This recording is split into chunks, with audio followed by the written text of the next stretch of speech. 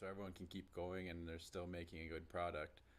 Um, it's kind of neat to get that chance to do that for everybody, and then the people that have been coming there over the past 6 years, just kind of neat to see them start their own music journey. Then from there, where they haven't played for anybody other than that open mic, and then a lot of times I do a bunch of nudging to try to get them to play their own show, and I'll run sound for them and help them get everything set up to do that, and then they just kind of go on their own with it. I don't know, it's kind of neat to have that experience. Um, and then on the other side of it, just being the concert goer and live music seer, and kind of a neat community we have for music in this area, all of central Wisconsin and to the east and west and north and south. Just a fun overall thing. Yeah, do you think that maybe that's increased over time? Does it? I feel as though, well, let's. So I mean, did you grow up in Merrill? I did. So you grew up in Merrill. Mm-hmm. Now, when you were growing up, did you think, man, Merrill's like the hotbed of music? Not necessarily, I guess. Was it on your radar in a way, or like were you interested in music from an early age? Yeah, and that's, I guess Merrill was pretty prestigious with their marching band. I mean, everyone knew of the Merrill marching band Oh yeah. back when I was growing up, and I mean, so there's strong link to music in town, which is, I don't know. Instilled at an early age, right? Yeah. Through the school system and all that sort of Yep. stuff. Yep. Sure. Yeah. And so, but right. I mean that. I don't know. I mean, I guess sometimes like growing up, like even here in Rhinelander, there's people that play music, and that's I don't know. I guess you don't always necessarily think about it as, it's happening here. You might know somebody who plays guitar, plays Mm-hmm. whatever. But yeah, it's just that mentality of like, oh, an open mic night, I'm gonna have to go to like the city for that. Mm-hmm. But it's also kind of true because I mean, well, um, were there open mic nights across town when the one at the Sawmill got started? Uh, Maybe in the past, maybe, right? Yeah. At various times, Yeah, I'm perhaps. not real sure, I guess. I don't know of, there was really nothing else going on. Like no jam sessions, like at places that were like so like here, like what in Saint Germain on Sundays they're like jamming at Legends, Mm-hmm. and a couple other places there's like the Jailhouse Bar that has a jam, and various, instead of open mic format, more like just collective, Yeah. trade off leading a song and stuff like that. But were you aware of any of that sort of stuff going on back then? I guess not really at that time. At the start of when I started open mic or just growing up, I really wasn't. It was certain bar bands that you had that played all the time in different areas, but otherwise, no. It seemed odd to think about even when starting the open mic of where to start it or where to do it at, and I wanted to do it in Merrill, and then just to find a place to do it at or whatever, but um, I don't. It's just been it's been cool to see just how it did start up and how it kind of revamped, or I don't know if you want to say revamped or started up the live music thing of to see, the people in town that play guitar or that can sing, and you don't really realize it till they come to one place and they take turns doing it, and you have every genre you can think of, being performed, and it kind of, I don't know, reawakened what I thought of what there was for music in Merrill, as compared to Wassa or Point or Rhinelander or whatever, where where's those jam sessions and open mics where there's the people out there and you can see them, whereas you couldn't really see them in Merrill, in my opinion, until they had a place for it. And it feels like the town is kind of taking off more with um, this next group of people that are out there doing it now. I don't know if that makes any Oh sense. yeah, for sure. I mean, it's so imperative to have a place where people can gather, as a community, and and foster that with one another. In an open mic setting, everybody can come and share what they're working on. You got everything from beginners to folks that have been playing a long time. You've got some nights, you get a guy who's doing it full time show up. Other times it's like maybe their first time ever playing in public. So you run the whole gamut of that, right? The experiential like differences between the players that show up, but yeah, I mean that's kind of like that's your cornerstone of your music community, and if you don't have something like that going on, it's just so much harder to stay grounded in that and connected within your community. It feels like stuff's going on, and even like your networking. We were just talking a little bit ago about Billy Bronstead, right? And they were doing a gig up in Tomahawk, and you were running sound for that event for them, walking the engineer, which is pretty awesome. That like you know, well, Billy's pretty awesome, right? Yeah. You're pretty awesome. It's great that you all are friends. Um, did that meeting happen through the open mic night? Well, that's neither here nor there, but the fact that you guys can like communicate and show up and have that, like, it's nice to have a sound engineer for a gig, let's be honest.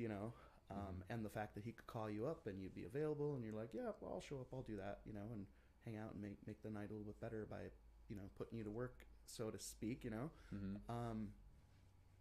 That's one of those things that continues to get fostered when you have a opportunity to do so, right? Yeah, and I guess that probably was all due to networking. You were talking about having a cool place to do an open mic at, and with the Sawmill, and it's not just the musicians there. I mean, we have the people that come just to watch every single week. It's crazy the support that they give, to where if somebody's nervous about something, that they just feel so welcomed by that. So the crowd, we had some people that attend open mic a lot of times. They had Billy come out and play a show out for a private party, and I was there and wound up with the mixer in my hand when Bryce was playing, and then when Billy got up there, I kind of got the mixer again, and so I kind of got a little bit of doing that for them. And between that and the fact that Chad has come to our open mics plenty of times, and Chad O'Kennedy, yeah. And being from Tomahawk, as well as Billy, I've done sound for Chad and his bands before in the past, and it was Chad and Billy actually that night up in Tomahawk. So, although I don't think that Chad knew that I was gonna be running sound, but it's still, I mean, just how it all works together, just how. Yeah. Everybody kind of knows somebody, and if you don't know that person, you know somebody that does know them. And it's just neat to have that connection. I don't know. Oh yeah, absolutely. Because when you go to do a show, like I said, it's not just maybe even that part of it. It's like, geez, when I started playing, it was sort of unfathomable to think there was going to be a trend of like multi-show, multi-band bills, if you will. I mean, I'm coming from like a school of, hey, it's one band and they're playing like 9 to bar time, and anything different is like somewhere else, right? You go to a big city and you get like 5 bands on a bill throughout the night. Everybody does like 35-45 minutes. Maybe your headliner does a little bit longer than that, but you've got such a wider variety of music, or at least a variety of groups, in one night, as opposed to just one group carrying that entire performance or whatever. And that's where it's just kind of cool to see that. I mean, it was like when Ghost of Swinetown got going with Phil Wickham and Mike Hill and Bob Wygant and stuff here in Rhinelander. That was kind of a moment that changed that a little bit, because Phil would call up his buddies from Duluth, or Saint over what's that town over there, like Rochester or something like that, St. Cloud, I think. He thought it would be cool to bring these other bands to town and like do shows with them, and you're the anchor group with your friends in town, and then you get to introduce your friends to like this cool band or whatever. And so seeing that more and more, I mean, that's just another way that it continues to like grow that, and offer that opportunity, because the networking and stuff, and And the Sawmill now as well as a great host of live music as well, not just the open mic night, Yeah. but they'll host bands for their various events and maybe on a Saturday night or something like that whenever. And that's really cool to see too, because you know, what a cool venue, right? Yeah. You guys get to be outside in a tent like during the summertime, right? And they got like food trucks that show up and Yep. Yep. Throughout the summer, it's outside, and the building is just beautiful, and inside is beautiful. But I enjoyed being out in that tent. It's kind of you're out in the country. It feels like, and you're just inside town with the giant pine trees around, and just it's a beautiful space where there's just plenty of room for anybody out there. Is that must be like that's the line, right? If you're of like farm country and woods, right? Well, you Right hit the there, river right there, first. Okay. But yeah, you get over the river, then there's a couple more houses, and then it's just open again. Yeah, but yeah, it's a beautiful setting there Mhm. for sure. Yeah, talking about the groups, just how lucky we are with music to see whatever individual players or people from a band jump and play together or start up a brand new thing. It just how the scene has changed of music. It's not you're trying to protect what you're doing so you can make sure you can get called back again in a couple weeks to play there again. It's the more people you can bring and throw on stage together and collaborate with people, it brings the fans in closer, and I don't know, it's just a fun thing. Yeah, how many different people do you say you've probably had the opportunity to play with, like throughout the 6 years, 5 years? From doing 4 open mic, oh man, I don't. Do you get to because you get to kind of jam with maybe people every night there? Yeah, I mean, it's kind if of like they that for want. everybody. Is if you want to play together, just there's good. be an aux or an XLR if they're ready to plug in and go. Um, I the last couple years when we started getting heavy into outside, after the COVID stuff, we kind of started back up outside, and it's turned into this awesome place to join genres of music together and have people playing together that wouldn't have met if it hadn't been for that open mic night. If you have a metal drummer and a country and rock and roll bass player and someone who listens to folk music or bluegrass playing guitar with, and it's just a crazy mixture of people you can put together that they get to play together, and then they realize, I did it my way, they did it their way, and together it still works, and it's cool seeing those people get to do that, and have that experience. I don't know, it's Absolutely, yeah. and if you're not comfortable playing, I'm not super comfortable singing, obviously, but Obviously, what do you? Oh, you just gave it away. Oh, well, people now, are sitting there in suspense. if They it had wasn't no idea. obvious, there we Now go. they know. Now they know. But for me to be afforded that opportunity to play along with somebody that's gonna do the singing part, and I can just sit and go do my own thing along with them, it's really neat to get to do that. I'm very thankful for that, and the people that allow me to do that. And it's fun. It's fun. It's got to be it's just a rewarding experience, Mhm. for you and for the people that get to participate in that, and hopefully for the business as well, right? I mean, they got great beer, and they got a great spot there, and all that sort of stuff. But no, it's all those different factors come together and really make it a special and cool thing. Mm-hmm. Getting to that, like we talked about Billy a little bit, we talked about the Chad O'Kennedy. Is there are a number of bands that are here, in central, northern Wisconsin, and I mean the Midwest in general. If you want to talk about like the roots scene and stuff like that, Mm-hmm. Americana and whatnot. What are who are some of your favorite groups to go catch at like a festival situation, or if you could bring, if like, and I don't know if you can or whatever, but like say you're gonna throw a concert or whatever, Mhm. like who's gonna headline, who's gonna come and play for you at your rock show or your folk show? Oh man, that's a tough one. You got like a I'd have them Coolie Boys there. the reason why I bought a banjo. I asked Bull one night after they played a show at the intermission what I should buy, and he told me, and I bought it the next day. But Nice. then if we're going just central Wisconsin, Dig Deep is going to be there. Another. It's so cool getting to meet these bands. I mean, between buying this and how I mic this thing up, I asked Oscar on how to do that, and he just told me to do it this way. Oh yeah, and Russ from Horseshoes does that too. You know, it's kind of neat. So I'd have Horseshoes there, and you'd have who else? You got to have Joe in there. Joe Huber. Yeah. I don't know if it's if you'd count as I don't know if we're looking for like band names more or less that I've seen, I guess headline stuff, but I'd have Bryce there.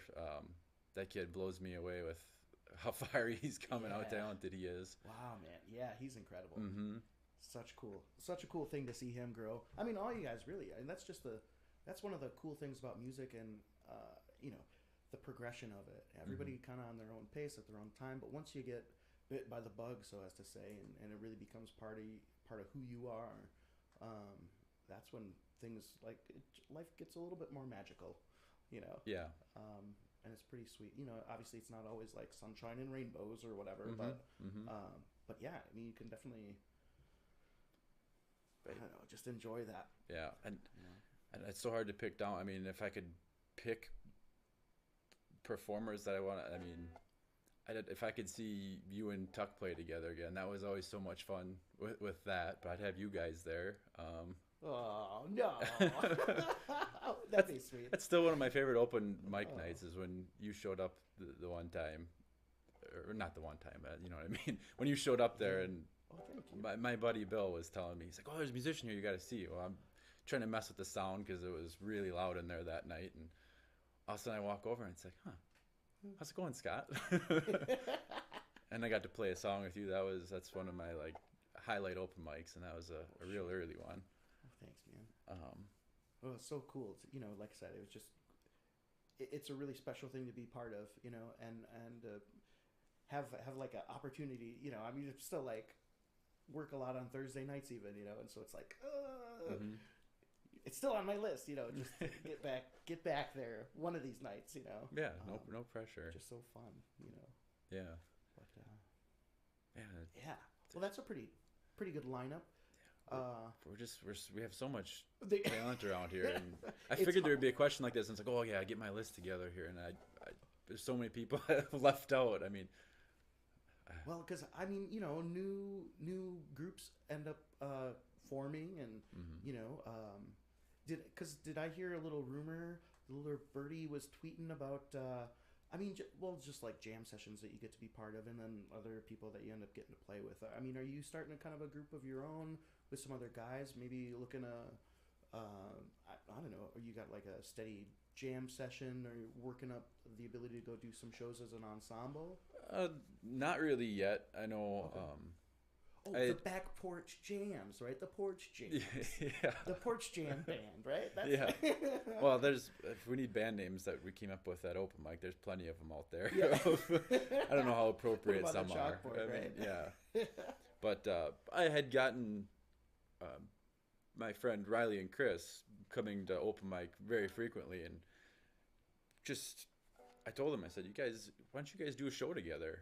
If you don't have enough for a whole set to do a whole show, I said, get together and do a set, just split it between you guys. You can use my stuff, I'll run sound for you, and just people that deserve to do something like that, I got to play along with them a little bit there too, and we kind of always do that every open mic where we kind of play together, and someone will jump on the cajon or harp or banjo or spoons, or someone with bass, or whatever. You kind of just can do that. So but that was the last thing that I was part of, was when those two played a show out there.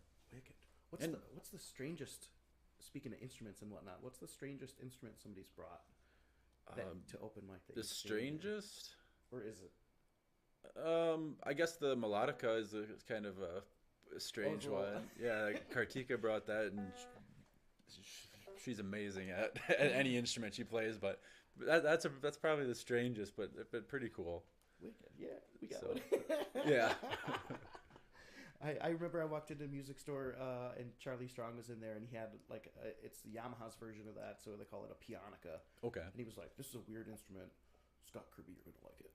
Like you're gonna buy this. It's weird enough. It's Yeah. like hippy dippy thing or something, you know." Yeah. And I was like, "Yes, well, you got a good price on it. I will buy that." And yeah, fun instrument. Nice. Yeah. Everybody was just paying attention, playing Sweet Caroline, you know, that in there, and just everybody just loved it. And, you know, she's so good too. So.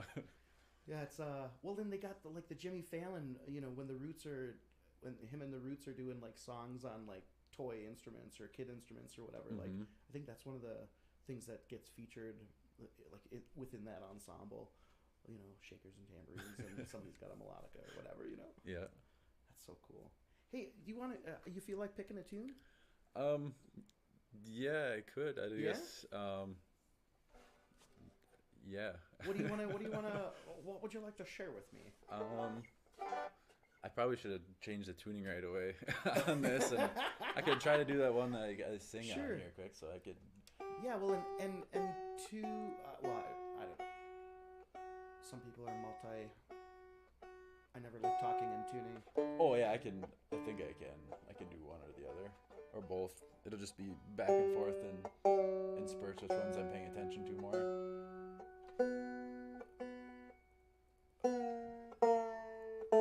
I should have had this done right off the bat, but I didn't know what I was gonna start with, so.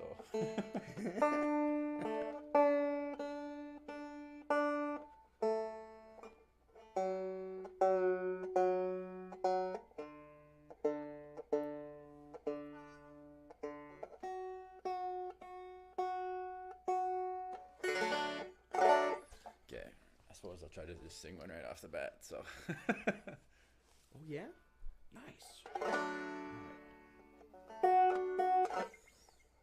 Whenever. Yeah. What's the name of this tune? So this is Reuben's Train. Oh, Reuben's Train. Far out. Bryce told me to learn this one, and it's in D tuning, and I kind of started messing with it, and I really took a liking to this song, and just kind of lets the banjo do its thing on here. So. Awesome.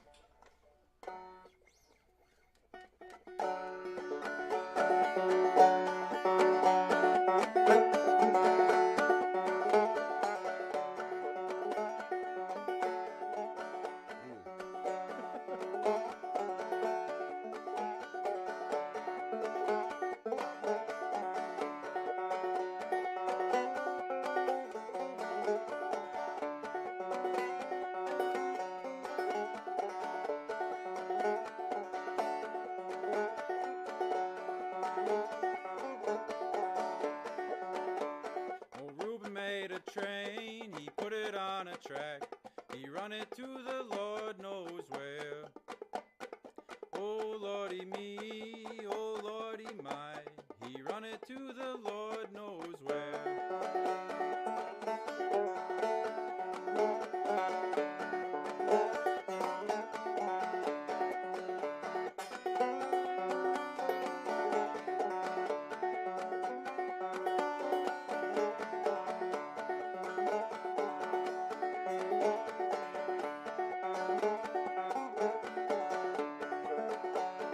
Should have been in town when Reuben's train went down. You could hear that whistle blow 100 miles. Oh Lordy me, oh Lordy my, you could hear that whistle blow 100 miles.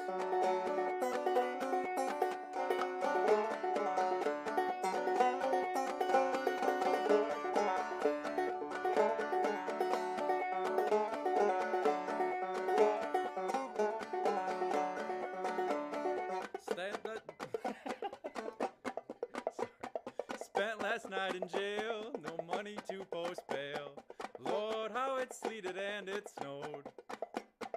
Oh Lordy me, oh Lordy my, oh how it sleeted and it snowed.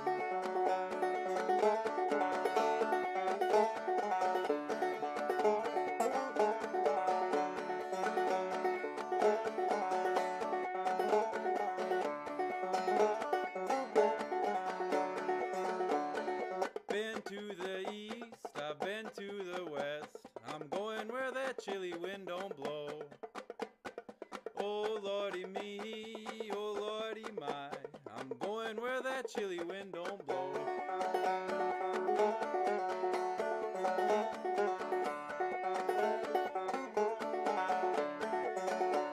That train that I ride's 100 coaches long.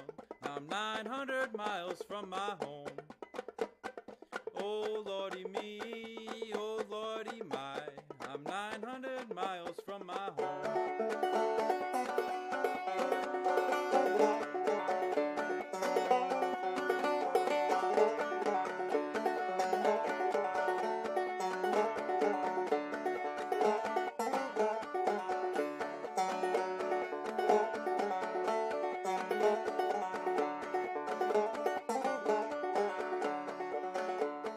Got myself a blade, laid Reuben in the shade. I'm starting me a graveyard of my own.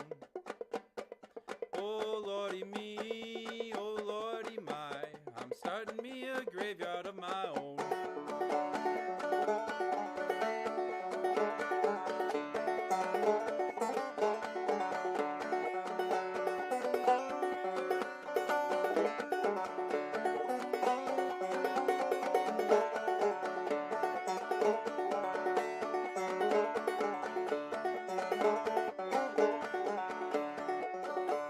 Oh, Reuben had a train, he put it on a track. He run it to the Lord knows where. Oh, lordy me, oh, lordy my, he run it to the Lord knows where.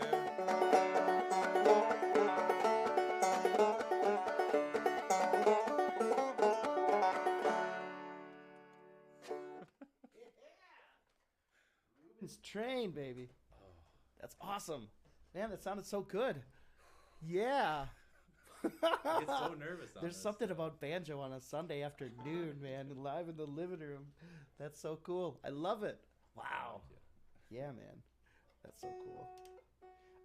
So you started picking banjo just within like the last 10 years, right? We're talking like, but, Mhm. and you mentioned like Oscar from Dig Deep being, a guy that you've talked to about, miking up your instrument there. What, you got like a 57 and a towel in there? Just in a sock, yeah. Yeah. I don't even think I cleaned this thing before I put it in there. The sock. I Oh, think it was it's a dirty sock. And it's just been in there ever since. It's a dirty banjo sock. That's so cool. Yeah. So, but that's sort of, we're talking about kind of some of the first banjo pickers. What would they use? Like these are some of the first applications of trying to amplify these acoustic instruments.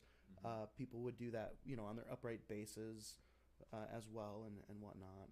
I think Mark Kripke was talking about that one day. Mark Wayne down there in Tomahawk. Do you know Mark Wayne? The name sounds familiar. Oh yeah, he's got a studio down there. He plays pedal steel and bass and guitar and all sorts of stuff. But kicking around Florida right now, the bum. But yeah, so so there's anyway. But you also mentioned that Bo from them Cooley Boys was an early inspiration in terms of what. Now, when he told you to, did he just affirm that you should play banjo, or you were talking about like the specific brand or kind of banjo? No, I told him, I said, I'm going to learn how to play banjo. What banjo do I get as a beginner? Okay, sure. And without a second thought, he said, get a Gold Tone CC50. Said, Nice. that's one of my favorite banjos. I'll still use that thing on recordings even. Way So cool. Awesome. That's what I went with. Yeah. And we talked just a little bit earlier about kind of what would you say, customizing your banjo. Yeah, I want to get more of a frailing banjo, and I want to scoop this one, but I'm again nervous of wrecking something. I only have this as my main banjo, so I'd like to just order a custom Pisgah banjo from Asheville, North Carolina, and do that. But Oh, sure, and just keep that one how it is, and yeah, just keep it as it is instead of risking breaking something. Yeah, because this affects your style, your technique of banjo picking, Mhm. which is the claw hammer technique. Yep. Okay. It was the trivia question for people online. You know, they were all like, claw hammer, say claw hammer.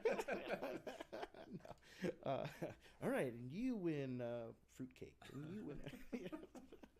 No, but so there are different types of banjo picking. What had you set on claw hammer technique? Or was it just kind of something that other people, like you'd seen other people do it, or it just fit like you, you know, or have you tried other techniques as well? Yeah, I guess when I started, I kind of started with three finger. I wanted to learn it that way. The roll. Yeah, just Scruggs, basic Scruggs style. And then, while watching Bull play, he kind of has his own hybrid. I don't know what you'd want to call it, of kind of kind of claw hammery, kind of finger picking, Otherworldly. kind of rock star stuff off the microphone stand, sliding off Yeah. banjo. But I was kind of going along that way, and then I started getting more and more into folk music, and I was jamming with my buddy Max, and he said, "You gotta learn claw hammer." So I went and started messing with claw hammer, and I don't even know where I have a set of finger picks now. It's been a minute since wow. I've played with those on. Wow. So I've been mainly doing it that way. So, you know, people always talk about when you're learning an instrument, it hurts, right? Does the claw hammer technique, does that create like painful, like bone spurs in people if you do it wrong, or is like you get weird calluses on it? Like, talk about that. Like, it's because it's a tough process, right? Yeah. People, you know, we all want to, you know, if you're learning something, whatever, there's like that process that you go through, Mm-hmm. and part of like instruments can sometimes just be like there's a physical pain associated with it. You know, you've got to bleed for your, you know, you poke your finger on a string or something when you're changing it, and now you're bleeding, and it's on your banjo head, and it looks like Wilson from Castaway or something. You know, it's smudgy or whatever. But yeah, like, did you experience sort of like that whole growing process of ouch, this hurts. Why am I doing this to myself? Yeah, a little bit. I mean, I played guitar, so it wasn't so much the fret hand. I guess learning to use which finger. I've been using my index finger a long time, and now instead I've kind of switched over to my middle finger to, I don't know, it kind of softens the tone up a little bit. And if you get a hangnail or something like that, it's definitely going to hurt. But the biggest pain is probably the between the ears, where the pain sits in, where you're trying to operate this hand and your frailing hand at the same time, and when do you rest on the fifth string, or when you pull off, or when you double drop thumb, and it's, I don't know, that's the hardest thing. That's why with singing I always get so nervous too, is cause to do something with your left hand, something with your right hand, remember the words, which I'm still working on doing and try to do it all together at once. The people like Joe, I don't know how they do it, where they're playing guitar and they're playing harp and they're playing a suitcase with both feet, how they can do that stuff just blows my mind. So many different places to go, engaging all of this. Yeah, and different rhythm or whatever you want to say, on a different beat, and that's kind of where the difficulty comes with the claw hammer. You got to get that rhythm, that cadence of it, right? And yeah, it's bouncing along. Yep, and even talking with very, very, very talented guitar players. I know somebody that Paul, he had gotten a fretless banjo, and he was working on claw hammer, and he just said, just to get that technique down, and this guy can just play guitar like no other, and here he's struggling, or not trying to call people out on it, but like Hunter Dukes. Mm-hmm. Give that kid, you can put shoestrings on a Kleenex box and you can make a song with it. And we were doing banjo stuff about how he's kind of play a claw hammer, and he's like, that's one thing that I haven't really focused on at all yet. And you watch, he's going all over the place and just playing crazy stuff. Or at a festival, he'll be playing with the bands at a campfire. Like, this kid can do it all. I don't know. It's neat to see. Yeah. How that works out. I don't know. Absolutely, for sure. Yeah, everybody's well, and is he kind of in the scrug technique? Yeah. Okay. Yep. Right. Well, and he can play the banjo anyway. I forgot. I think was he playing banjo in Latin music too? Like it was neat. It sounded cool. I mean, just to hear the banjo in a completely different genre. Yeah. Oh, wicked cool. Mm-hmm. Yeah. Who are do you listen to a lot of the sort of like the traditional bluegrass artists and stuff like that when you're because like Ruben's Ruben's Train, Train, yeah. that's a traditional tune. Yeah. What kind of like spiritual but bluegrassy, and Hmm. bluegrass has roots in like gospel and traditional you know music. What do they call that? I forget. I don't know. There's a word for it. There's a secular, non-secular, right? Yeah. um, but yeah, I mean, do you have like a whole collection of those traditional bluegrass artists that you kind of like cling to for developing your technique when you're applying that claw hammer, or are you um, aware of it? You listen to it, but you're still like listening to modern music and bands that are relevant to you, now. Not to say that they're irrelevant, I mean the Yeah. masters of the create the friggin' technique, it's Yeah. like Yeah. they'll never be obsolete, let's be clear, Yeah. but yeah, I don't know. I what do guess you got to say about that? it's kind it's there's the resurgence of folk music and Americana, and there is a lot of bands returning to clawhammer style. I mean, Horseshoes and Hand Grenades. Russ plays clawhammer, and there's just Oscar plays clawhammer. On a bunch of stuff, and there is a lot of it out there.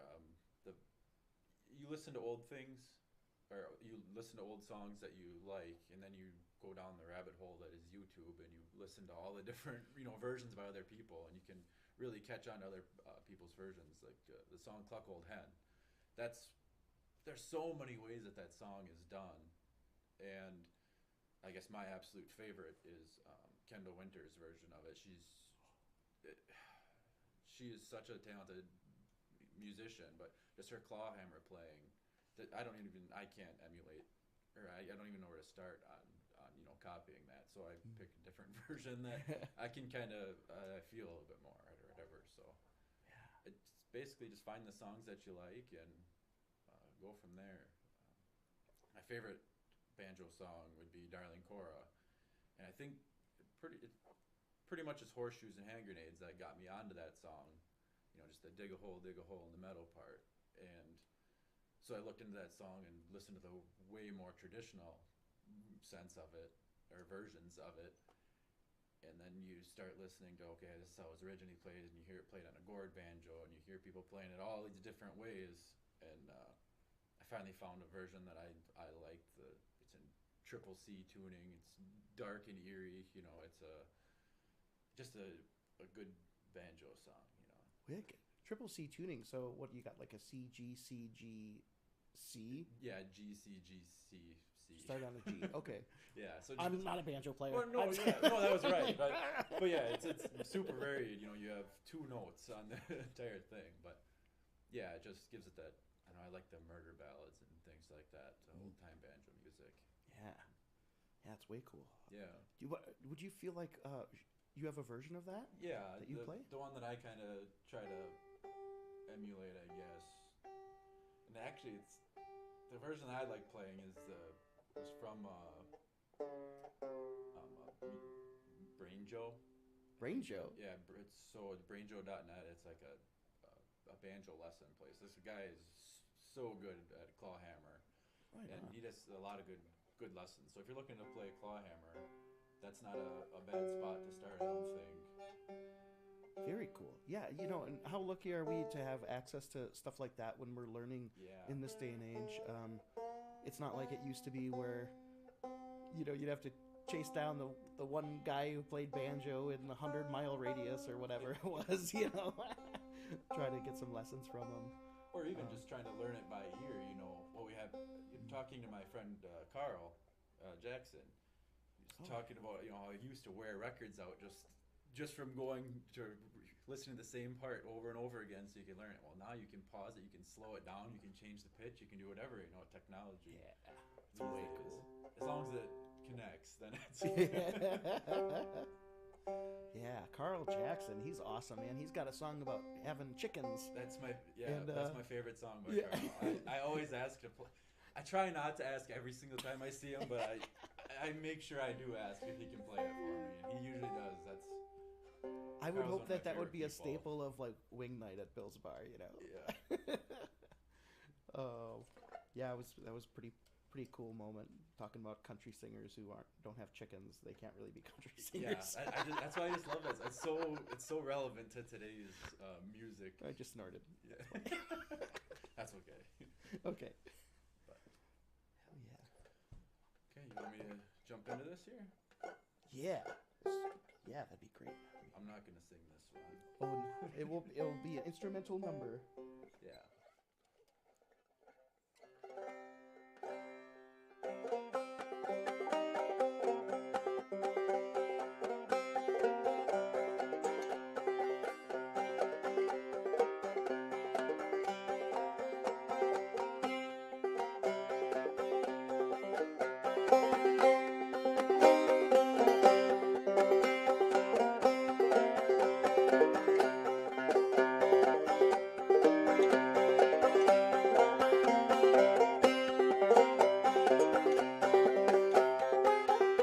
Oh man, I'm just so nervous for this, and I don't know what is going on.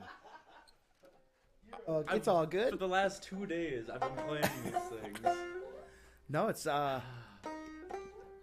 we all, you know, that's kind of the striking thing about it is it doesn't, you know, it doesn't matter like if you're just starting or like, you know, I mean, I miss words and stuff all the time, you know. Yeah. Well, not all the time, but you know, I mean, it's a shared experience. Everybody screws up every now and then. It's no big deal. I'm just like, that's my hand is just shaking. I just played this stuff for the last 2 days. That's all I've been doing. It was sounding great. It was sounding awesome. We'll do like the we'll take a collective breath. Apparently, I didn't have enough caffeine. I got some coffee for you if you care for some.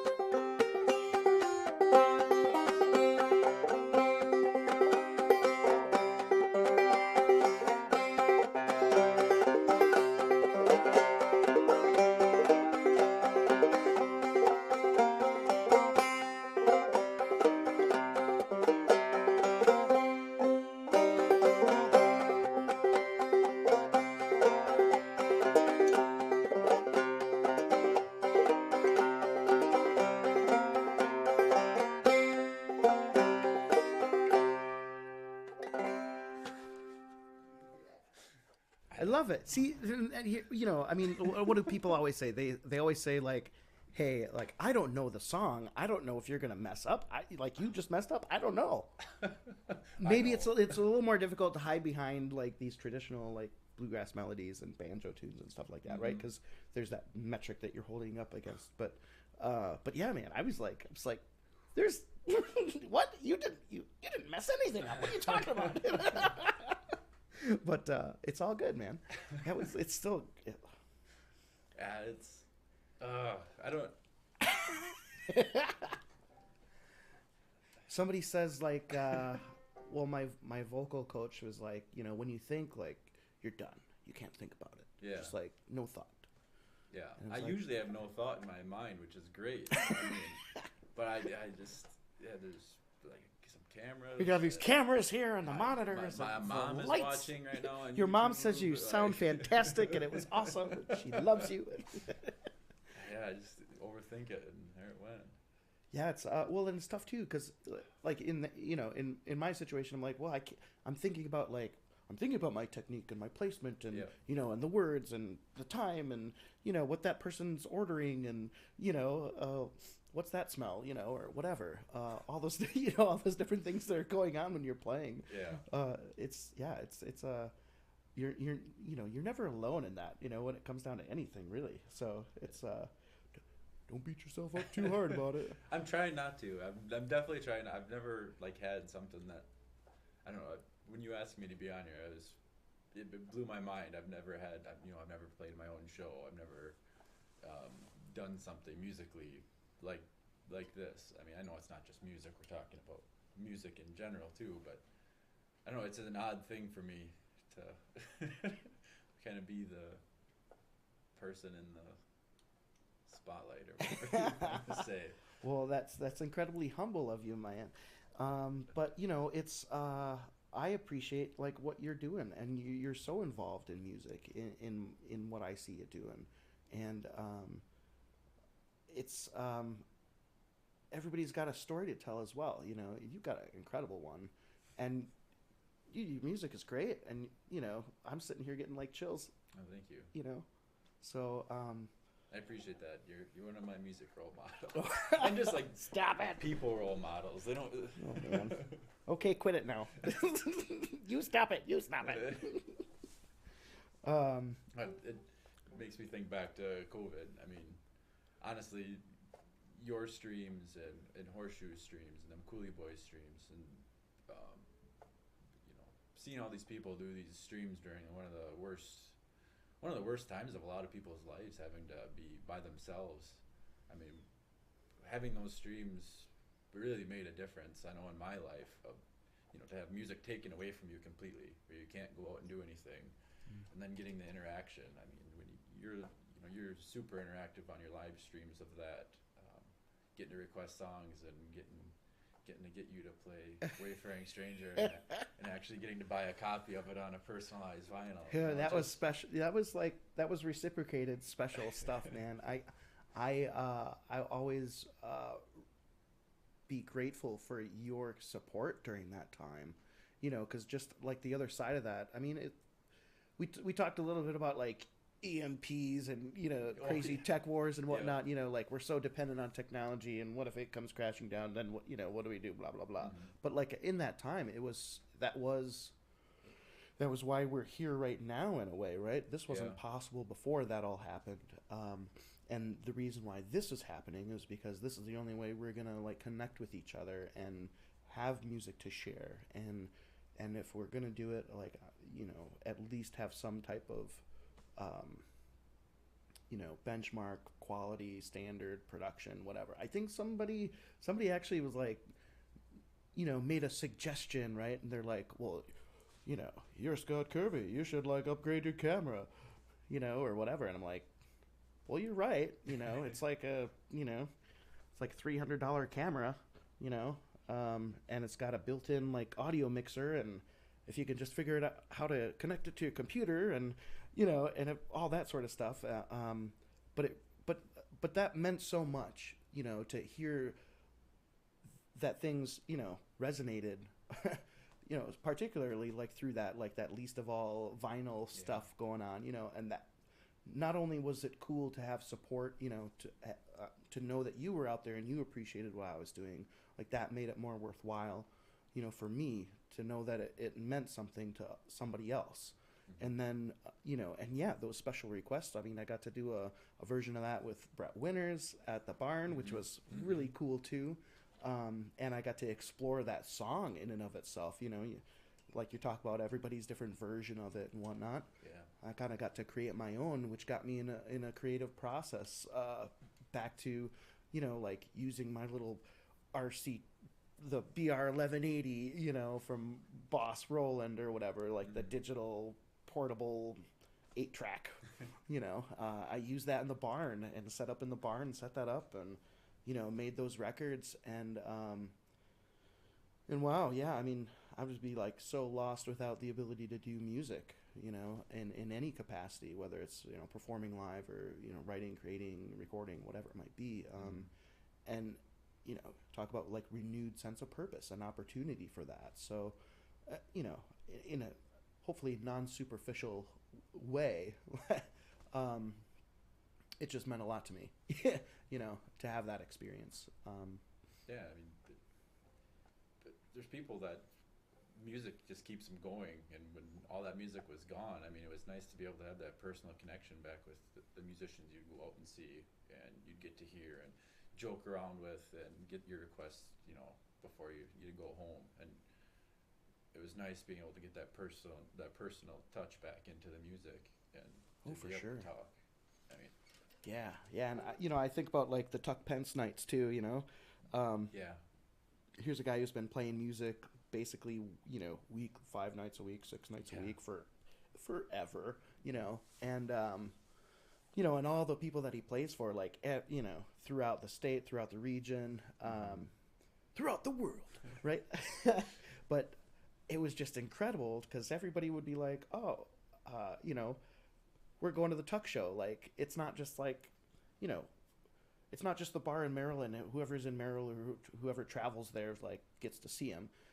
However, it is like doesn't matter where you were, you could watch him. And it's like you'd never fit all these people in one place, would you? yeah, I don't know. It'd have to be an arena. yeah, exactly. Well, that show was insane on its own. Everybody was there. Everybody. And we didn't have the arena, but we still had everybody there. That's so cool.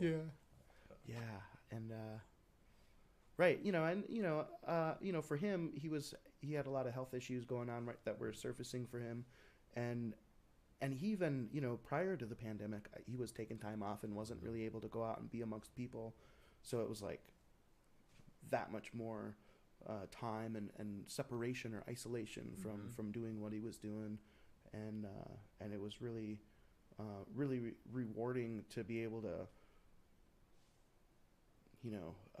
to help him out in that way, and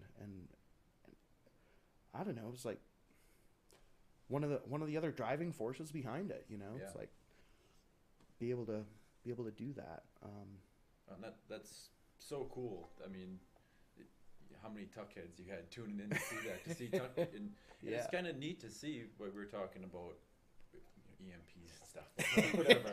But seeing the old school to the new school, you say Tuck playing 5, 6, 7 nights a week, and being used to that contact with, all the time. Well, now we can't do it, but this video is a way you can do it, and it's kind of funny watching his first streams to when he's streaming now. It's not so much a weird thing anymore. It's not odd to play to a little camera, because you can see messages from other people and respond to them, and all of a sudden it's like, whoa, I'm sitting here in front of you right now. We can have this conversation. We're 100 miles away. We can still have this conversation like I was sitting right there. It was very cool. It's very incredible. Yeah.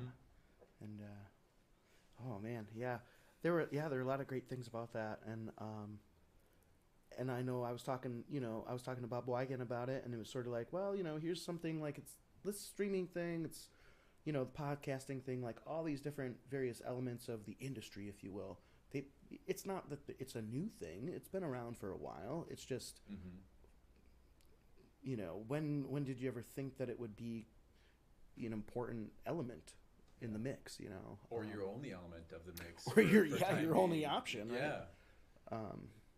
But yeah, so that was pretty wild, right? Because you couldn't even, we're looking at our even like, okay, so like Channel 12 for a while did like artist performances on air, and they still do nowadays or whatever, but there was an anchor there who was, and maybe that's kind of how it works, somebody's got to be a producer or whatever on the program or whatever, but they were doing, music with various musicians, performances and interviews and stuff in the studio, and that was really cool. But through pandemic and whatever, like they're not open to anybody, like WXBR, for instance, it's like nobody could go in there who wasn't like an employee for a while, and then whatever, and so how are you gonna you can't go on the you can't go do an interview then or whatever. I mean, maybe on the phone or something like that, but yeah, kind of all those other avenues that would sort of do this, even those were shut off, just like, in person at bars and clubs and festivals and stuff like that too. So that's where it kind of, what can you do on your own or whatever, but also, I don't know, like you host a house concert or whatever, you have like 10 people over or something like that, so like the barn, that was born up, kind of help make that whole thing happen, really.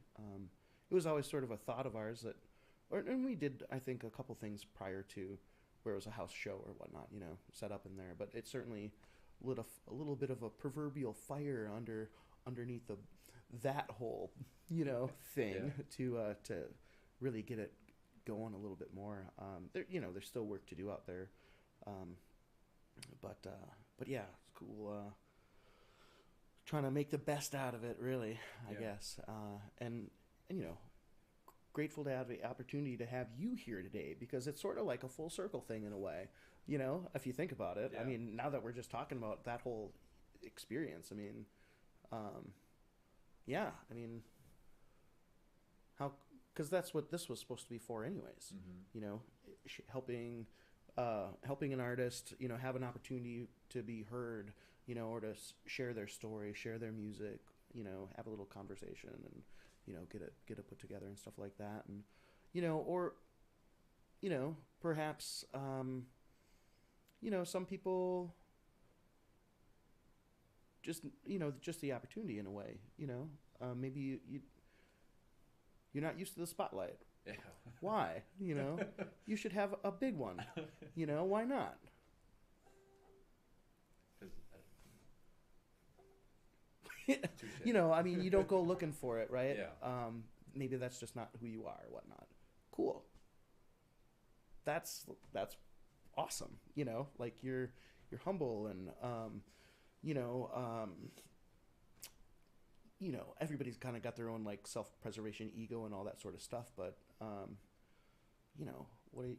it's there are a lot of what everybody's got a TikTok, right? And it's all like, look at me, Mm-hmm. right? Mm-hmm. And it's like also full circle with the whole like digital thing, right? Yeah. Look at us. What Yep. hi, hi mom, right?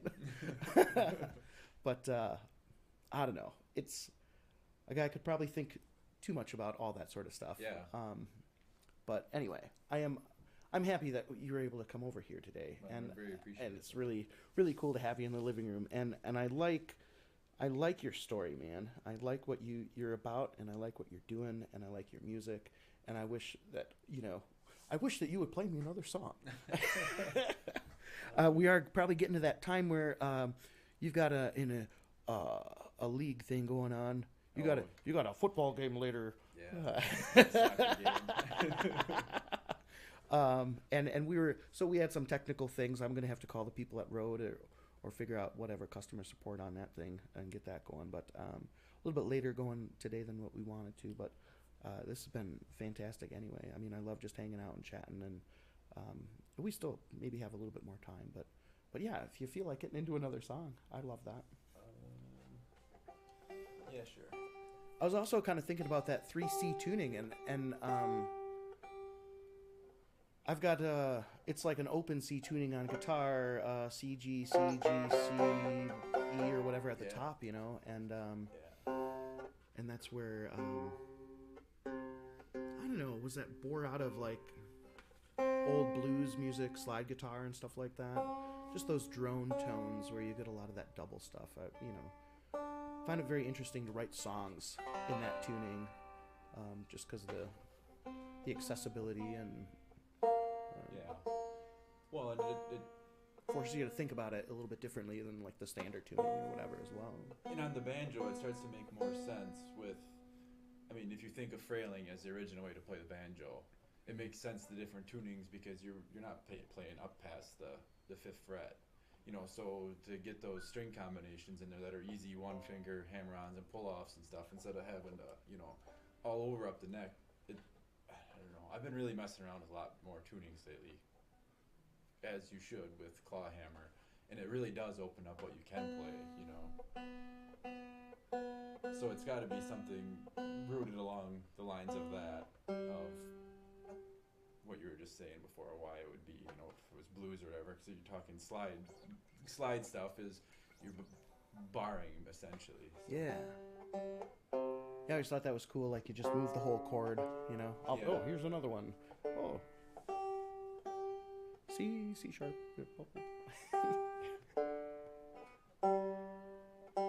That's one of the nice things about banjo. Just anyone can play a G chord on a standard tuning banjo.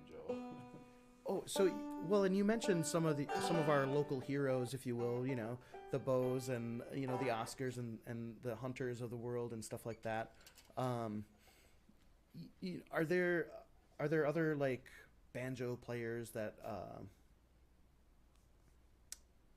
like you have a favorite banjo player out there, Oh, or are those guys kind of like that's where it's at for you? I mean, we really have a lot of good ones There's around so many, here. I right? mean, if figuring in Joe and Dale in there, just watching those two play is so much fun. Huh.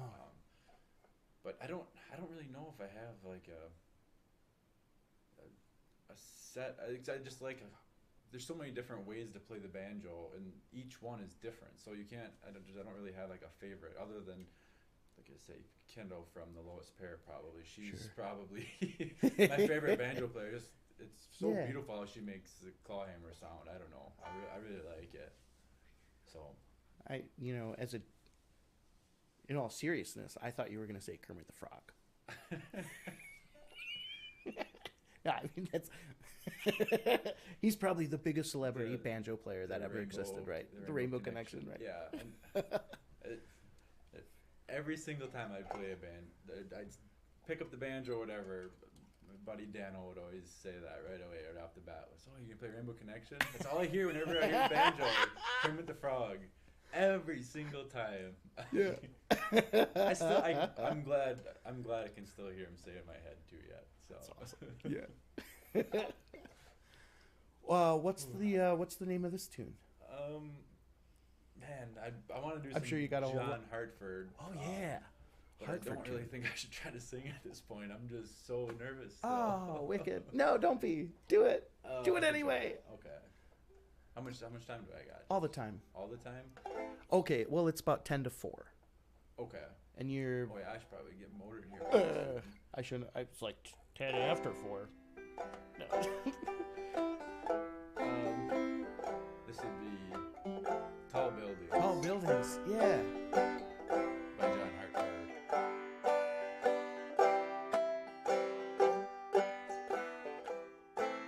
Jenny Vaneski does this one, and I think Tuck has done this one as well. I mean, it's Hartford tune, right? It's beautiful. It's a beautiful song. Someday, baby, when I am a man, and others have taught me the best that they can. They'll sell me a suit and they'll cut off my hair and send me to work in tall buildings. And it's goodbye to the sunshine and goodbye to the dew. It's goodbye to the flowers and it's goodbye to you. I'm off to the subway, I must not be late. I'm going to work in tall buildings.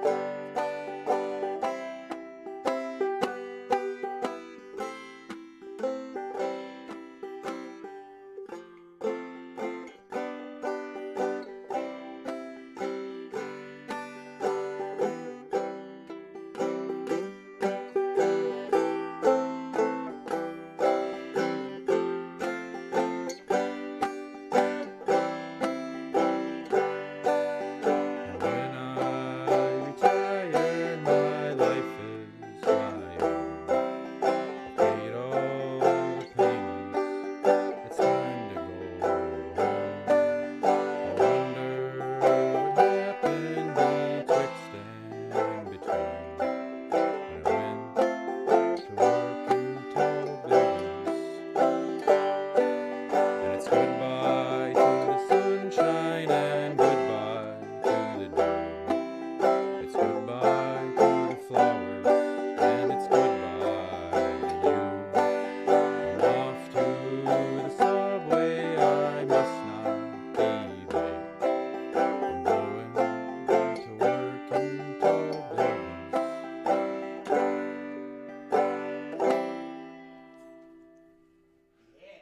Tall buildings, John Hartford. Whew. That's a beautiful tune, man. I like that song a lot. Just wish more young people would listen to the lyrics of that. Not me singing the lyrics, but just what's important in life. And music is something that seems more important than work to me. Yeah, isn't that interesting too? What do you think about music and lyrics and the messages and sort of that dichotomy? I don't know. People are talking about all the time about, oh, it's a stage show or it's just a production and there's no, there does it lack some realism or something like that if it's all about like the lights and the smoke and the mirrors and the pyrotechnics and blah blah blah, or is all that stuff cool?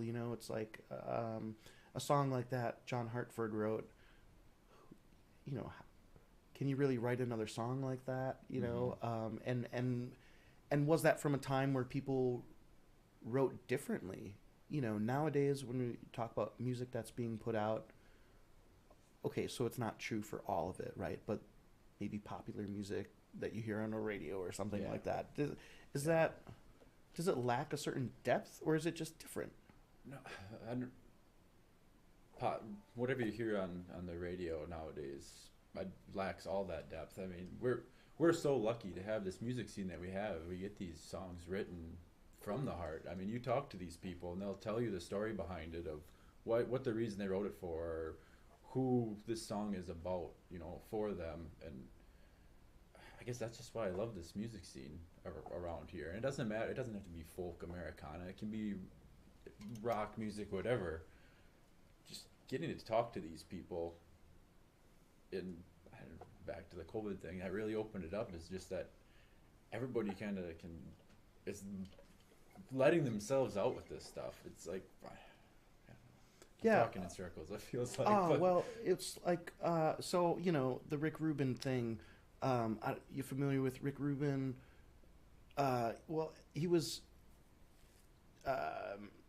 listening to a podcast or that he had done interview, and it got talking about like the reason why you create or write or whatever, and it's sort of like the dichotomy of like, if you're creating for the purpose of solely creating, like that's why you ought to do it, or for whatever those and it's different if you're doing it purely for like commercial purposes or something like that.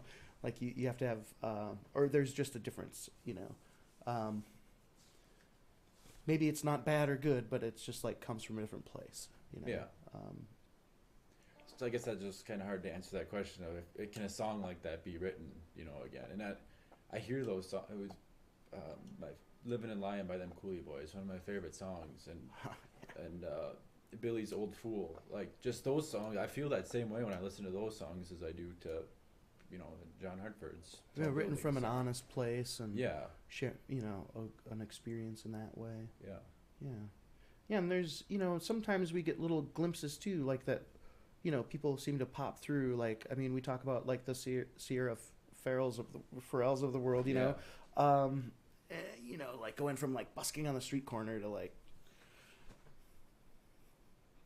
headlining the Opry, and coming up and just Billy Strings, Billy Strings, exact same right? example. Yeah. The guy is still himself, though. It feels like I haven't seen anything that makes me think otherwise. That's still just Billy Strings, Yeah, it's all very, very cool. Because that's that's sometimes that's why do we have American Idol and The Voice and stuff like that, right? Because there's this dream or whatever, right?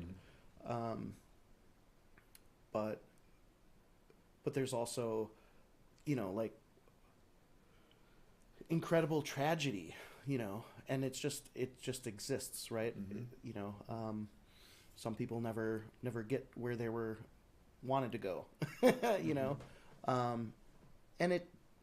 I don't know. I mean, it just kind of, maybe it depends on what you manifest or want or or where you're at, right time, right place, that type of stuff. But you look at a guy like Tuck Pence and like great songs, great career, all that sort of stuff. Like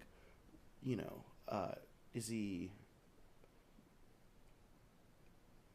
where's I don't know how to say it. Like, it's not uh, or anybody really. Are you going after it? Did you not get it?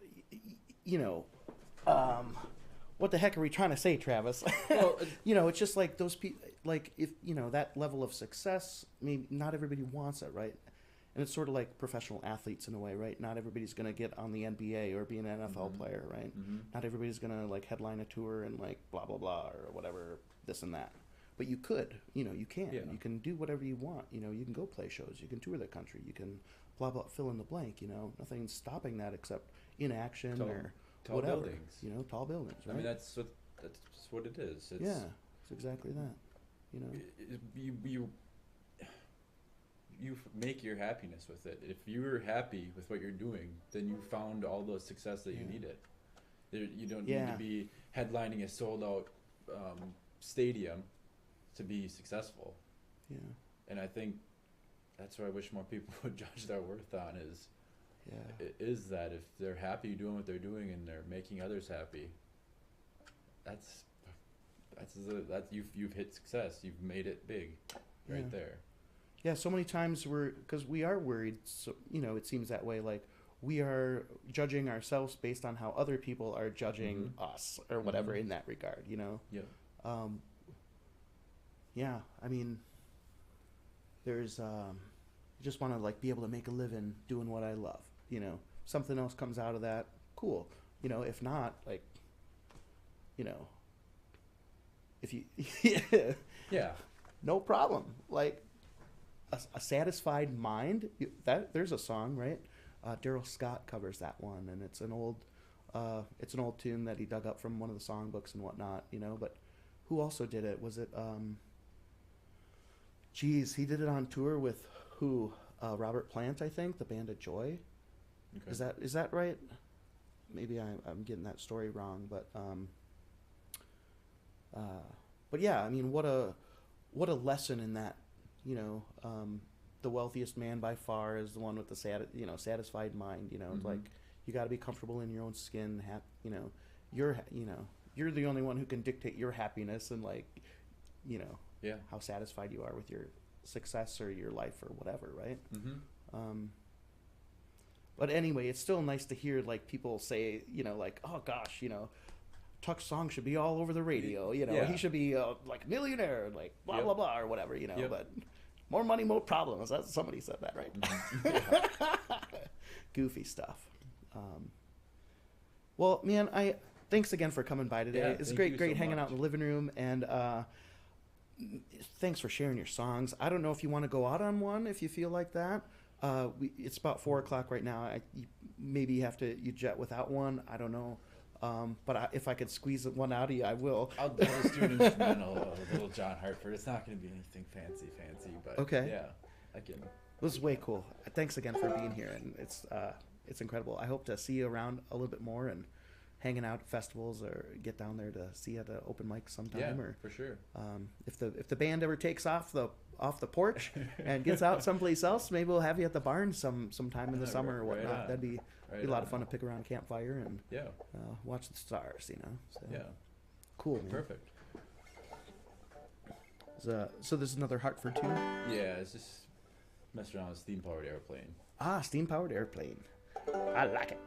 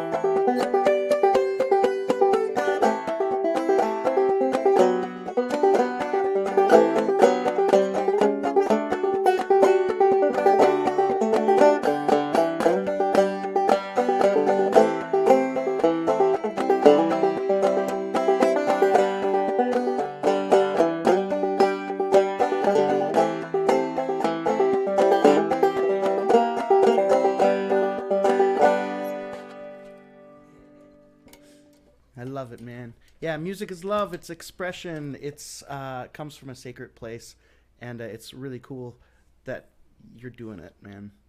Thanks for sharing it, and thanks for putting it out there, and thanks for helping other people put it out there too, by the things that you're doing. So thanks for being here Yeah, live thank in the you. living room today. Appreciate it, man. Very very cool. Travis Burrow, you can catch him, most Thursdays down at the Sawmill open mic night in Merrill, and stay tuned for other exciting appearances. Right? Yeah. Cool. Well, all right. Well, thanks for tuning in today, live from the living room. Travis Burrow there, and be good to yourselves, be good to each other, and we'll see you on the next episode, which I think is coming up sooner than we might expect it. But there's a couple of sessions in the works for April right now, so we might blow by February. What? We're in February? March? I don't know. What are we going to do in March? Hey, you can always let me know who you want me to interview, and I can always try to get in touch with them, or you can tell them about the Midwest Music Hour, and you know, maybe somebody will come in and do this with me too. Whatever. I call people, they come in, whatever. What are you saying? I'm just saying that if you got a suggestion, you can put it in the thing, and I'll look at it, and maybe it'll happen, maybe it won't. That's the best we can do. All right. But anyway, thanks for tuning in, and we'll catch you on the next program.